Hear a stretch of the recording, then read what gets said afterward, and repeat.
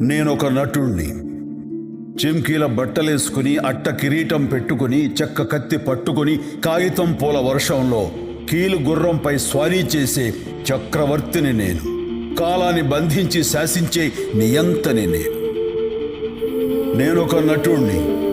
నాది కాని జీవితాలకు జీవం పోసే నటుణ్ణి.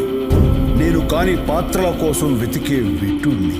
వేషం కడితే అన్ని మతాల దేవుణ్ణి, వేషం తీస్తే ఎవ్వరికీ కాని జీవుణ్ణి.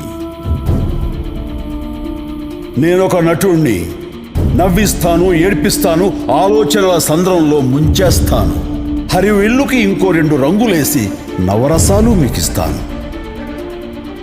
నేను మాత్రం నలుపు తెలుపుల గందరగోళంలో బ్రతుకుతుంటాను. నేనొక నటుణ్ణి.